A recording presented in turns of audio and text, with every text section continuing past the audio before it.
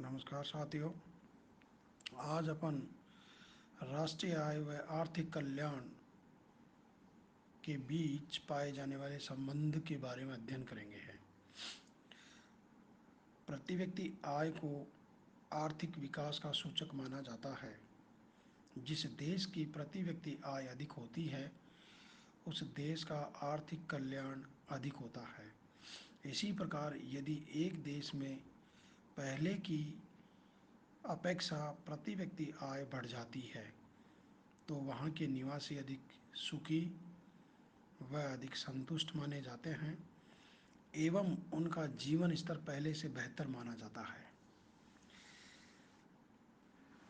अब अपन आर्थिक कल्याण की परिभाषा देंगे, यानी कि कल्याण के जिस अंग कल्याण के जिस अंग को कल्याण के जिस अंग को मुद्रा के मापदंड द्वारा मापा जा सकता है उसे आर्थिक कल्याण कहते हैं।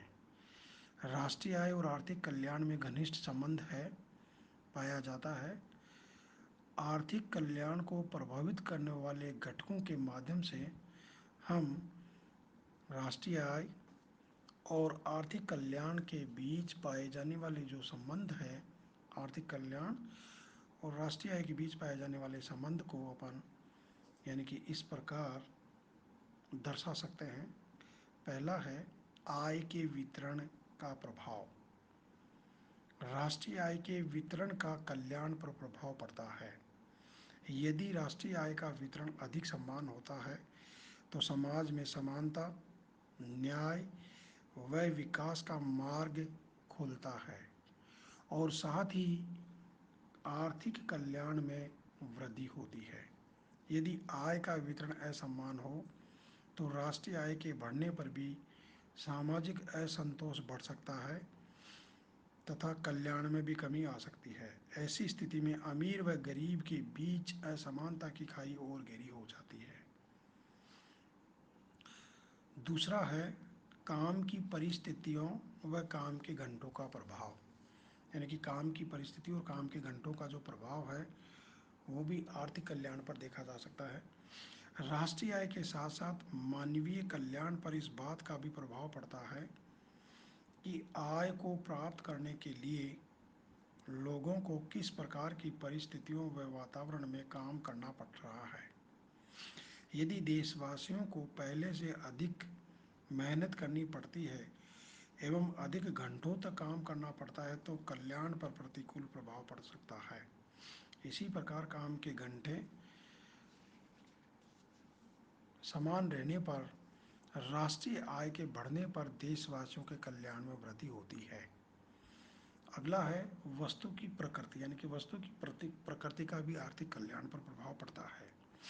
वस्तु यहाँ पर अपन एक तो पूंजीगत वस्तु और एक उपभोग वस्तु, इन दोनों को लेते हैं। पूंजीगत वस्तुएं जैसे मशीनरी, औजार, उपकरण, फैक्ट्री की इमारत, संयंत्र आदि। उपभोग वस्तुएं यानी कि खाद्यान्न, मक्खन, दवा, वस्त्र, दैनिक उपयोग की चीज़ें आदि।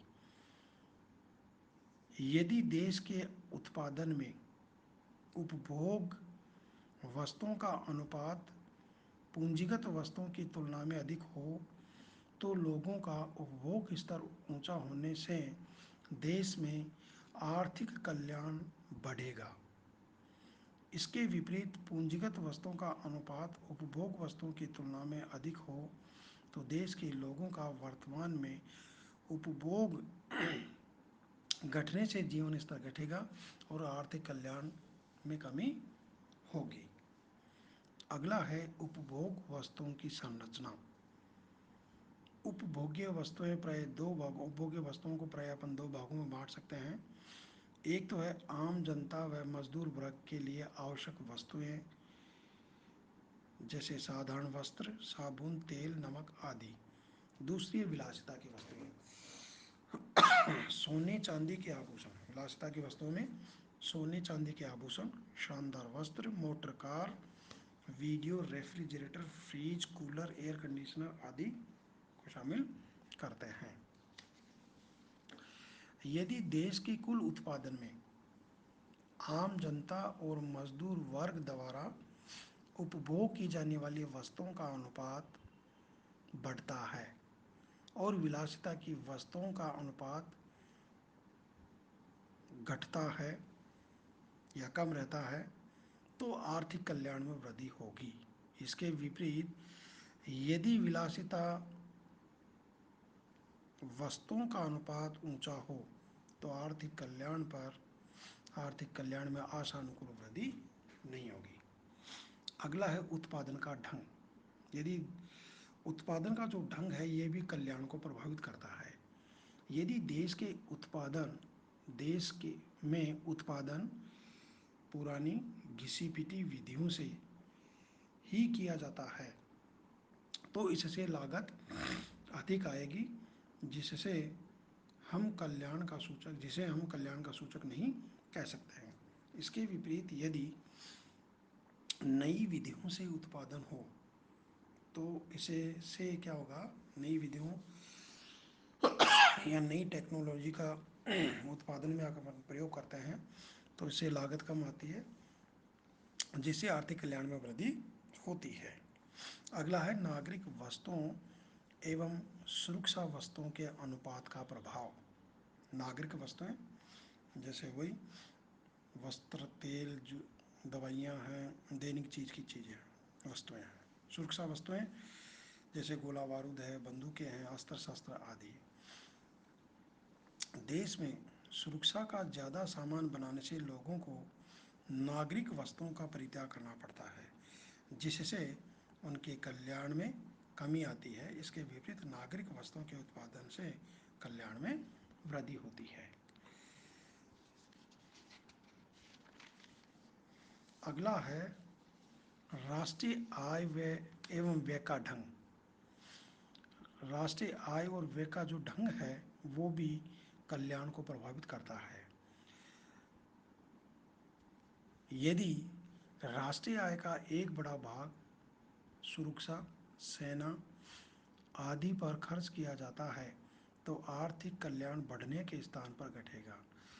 परंतु इसके विपरीत यदि राष्ट्रीय आय को ठीक ढंग से आर्थिक विकास कार्यों पर व्यय किया जाता है तो इससे आर्थिक कल्याण, आर्थिक विकास, समृद्धि एवं पूर्ण रोजगार का मार्ग प्रशस्त होगा और आर्थिक कल्याण में वृद्धि होगी। अगला है आर्थिक विकास एवं पर्यावरण पर प्रभाव। विकास एवं पर्यावरण का भी परस्पर गहरा संबंध होता है। यदि विकास के दौरान पर्यावरण पर विपरीत प्रभाव पड़ता है, जिससे जहरीली गैसें, धुआं, जल व वायु आदि का प्रदूषण बढ़ जाता है तो आर्थिक कल्याण में कमी आ सकती है। अतः विकास की प्रक्रिया पर्यावरण की रक्षक होनी चाहिए, न कि इसकी भक्षक। यह हर प्रकार से पर्यावरण की पोषक होनी चाहिए, तभी आर्थिक कल्याण में वृद्धि होगी।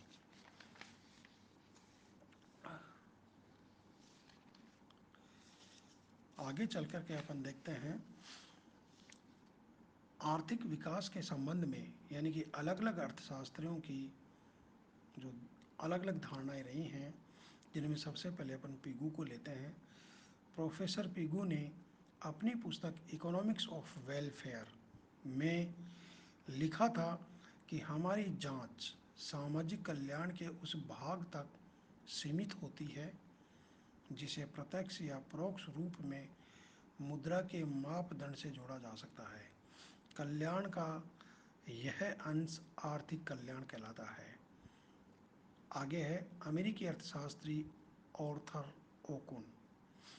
अमेरिकी अर्थशास्त्री ऑर्थर ओकुन का मत है कि एक राष्ट्र बिना वास्तविक जीएनपी बढ़ाए अधिक खुशहाल व सुखी हो सकता है, बशर्ते कि वहाँ शांति, अवसर की समानता, अन्याय व हिंसा की समाप्ति, नागरिकों में भाईचारे की भावना में वृद्धि, माता पिता व संतान में परस्पर ज़्यादा स्नेह तथा पति पत्नी में बेहतर संबंध पाए जाए तो उस राष्ट्र में, यानी कि बिना जीएनपी बढ़ाए, यानी कि वो राष्ट्र या उस राष्ट्र के निवासी सुखी हो सकते हैं। अर्थात अमेरिकी जो अर्थशास्त्री आर्थर ओकुन का कहना है कि एक राष्ट्र बिना वास्तविक जीएनपी बढ़ाए अधिक खुशहाल व सुखी हो सकता है, बशर्ते बशर्ते कि वहाँ शांति हो, अवसर की समानता हो, अन्याय व हिंसा की समाप्ति हो, नागरिकों में भाईचारे की भावना में वृद्धि हो, माता पिता व संतान में परस्पर ज़्यादा स्नेह हो और पति पत्नी में बेहतर संबंध पाए जाए तो राष्ट्र अधिक सुखी होगा। आगे चलकर के प्रोफेसर सैमुअल्सन नॉर्डहाउस सैमुअल्सन ने शुद्ध आर्थिक कल्याण की धारणा का प्रतिपादन किया। प्रोफेसर पॉल ए सैमुअल्सन ने अपनी पुस्तक में शुद्ध आर्थिक कल्याण न्यू इकोनॉमिक वेलफेयर की नवीन धारणा का प्रतिपादन किया, जिसे वे सकल राष्ट्रीय उत्पादन जीएनपी धारणा से बेहतर बताते हैं। यानी कि जो न्यू इकोनॉमिक वेलफेयर का जो की धारणा है वो सैमुअल्सन के अनुसार यानी कि सकल राष्ट्रीय जो उत्पादन जीएनपी है उससे भी बेहतर उन्होंने इसको बताया है। जब सकल राष्ट्रीय उत्पाद जीएनपी में अवकाश से प्राप्त संतुष्टि, घर की देखभाल में लगाई गई सेवाएं व बगीचे आदि में लगाया गया समय को जोड़ दें और आधुनिक युग में जल तथा वायु के प्रदूषण से उत्पन्न होने वाली क्षति एवं असंतुष्टि तथा देश में अपराध, युद्ध, शांति स्थापना के लिए किए गए व्यय आदि को घटा देने पर शेष जो बचता है उसे शुद्ध आर्थिक कल्याण न्यू इकोनॉमिक वेलफेयर के नाम से जाना जाता है। ये था राष्ट्रीय आय और आर्थिक कल्याण में संबंध जिनकी अपन ने चर्चा की है। धन्यवाद।